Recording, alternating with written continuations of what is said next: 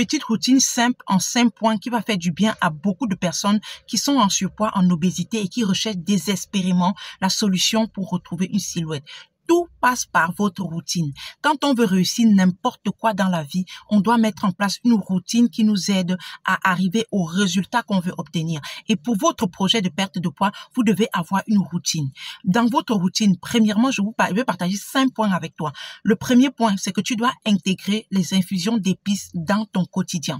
Tu dois avoir au moins 3 tasses d'infusion d'épices par jour. Ça, c'est pour les deux premières semaines. Au moins 3 tasses par jour. Tu as une infusion d'épices le matin, une infusion d'épices à midi et une infusion d'épices le soir.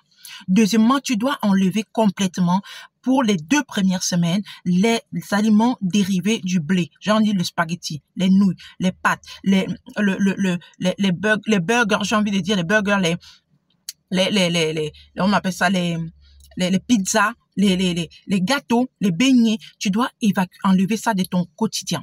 Troisième point, tu dois diminuer ta quantité de féculents dans ton alimentation par 3 et tu dois augmenter ta quantité de repas.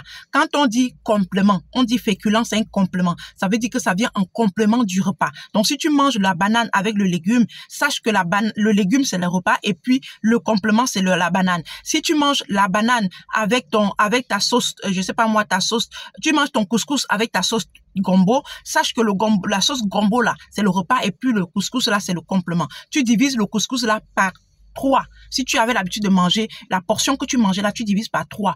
Et la portion de sauce que tu prenais là, tu multiplies par 3. Donc, je veux que tu comprennes que tu dois normalement intégrer dans tes habitudes plus de repas que de féculents. Plus de sauce que de féculents. On n'a pas ça dans nos habitudes. On mange souvent beaucoup de féculents avec très peu de sauce. Petits légumes comme ça là avec 4 bananes. Petits légumes comme ça là avec 5 bananes. Maintenant, tu dois prendre 2 bananes avec beaucoup de légumes. Ça va déjà te faire du bien. Ou bien une banane avec beaucoup de légumes. Le plus important, c'est de savoir que l'estomac va recevoir sensiblement la quantité qu'il avait l'habitude de recevoir, mais avec des qualités, avec une autre qualité parce que le repas, lui, il est plus riche en fibres, plus riche en nutriments, plus riche en apport nutritionnel pour pouvoir t'aider à te maintenir. Alors que le féculent, le complément, lui, il n'est riche que d'amidon. Il vient seulement et puis il a le sucre lent en lui. Il n'a pas de rôle. C'est juste pour venir jouer le bourratif et essayer de te faire semblant d'être rassasié. Et si essaye ça et tu verras toi-même. La troisième chose que tu dois comprendre, c'est que tu dois apprendre à intégrer les boissons naturelles dans ton quotidien. Je ne sais pas pourquoi on nous a inculqué petit à petit par la publicité, par la communication, par tout ce qui va avec. Tout le monde le sait que les sodas et tout ça, c'est néfaste pour la santé. Tout le monde sait que l'alcool, trop de bière, trop d'alcool, c'est pas bon pour tout le monde le sait. Mais les gens sont tellement friands parce qu'on en a fait tellement que les gens aujourd'hui, malheureusement, arrivent à passer toute une journée sans boire, ne serait-ce que de l'eau, mais sont concentrés exclusivement sur les sodas.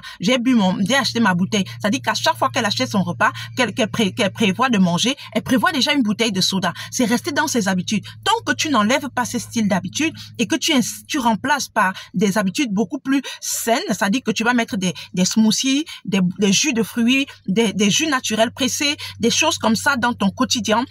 Il faut comprendre que ça va toujours être compliqué. Ça va toujours être compliqué parce que ces boissons, ces sodas-là sont tellement riches en sucre, sont tellement riches en j'ai envie de dire cochonneries qui vont juste t'aider à continuer à gonfler. Tu dois enlever ces boissons-là et trotter ça par des boissons plus saines, plus contrôlées et surtout plus naturelles.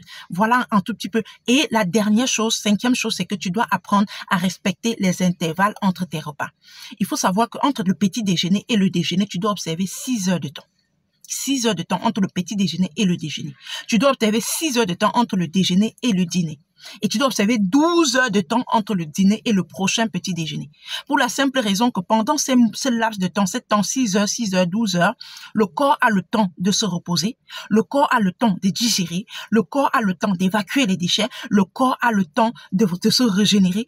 Et donc, tu dois redonner à manger au corps quand il aura déjà fait cette étape-là. C'est pas une histoire de que tu donnes, après 1 heure, tu donnes, après 2 heures, tu donnes. En même temps, le corps il sait même plus à quel sens se vouer. C'est tellement de boulot à faire en même temps que parfois c'est la fatigue, parfois c'est franchement, respecte ces horaires-là et tu verras que même pendant ces horaires, le corps a le temps d'avoir besoin d'énergie et d'aller puiser dans tes réserves d'énergie, tes réserves de graisse pour transformer en énergie et te permettre de pouvoir maintenir ton métabolisme au beau fixe. Sincèrement, voilà 5 éléments que tu dois prendre en considération si tu as vraiment envie d'avoir des résultats. Aie une routine. Tu ne peux pas faire ça aujourd'hui, demain tu fais ci, après-demain tu fais ça, ou alors, voilà, tu dois avoir une routine. On appelle ça une hygiène de vie. C'est toi qui as un surpoids, c'est toi qui es en obésité. Tu ne peux pas te comporter comme une personne qui n'a pas ce genre de problème. Il faut comprendre que toi, tu es constipé, tu as un long côlon, tu n'es pas comme tout le monde. Donc, tu devrais pas te plaindre que tu as un long côlon, mais tu devrais plutôt adopter les habitudes qui vont te faciliter la tâche et faire que malgré ton long côlon, tu ne ressens même pas le problème de constipation ou de ballonnement parce que tu intègres certains types d'aliments, certaines classes d'aliments, certains intervalles de temps dans ton quotidien. Aie une bonne routine et tu verras une très grande différence. S'il te plaît, partage cette vidéo massivement pour aider un maximum de personnes. Fais ça seulement pendant 2, 3, 4 semaines et toi-même tu verras la transformation sur toi. Que Dieu t'accompagne, que Dieu te guide, qui te donne le discernement. Portez-vous bien. On se retrouve plus tard dans une prochaine vidéo. Ciao, ciao.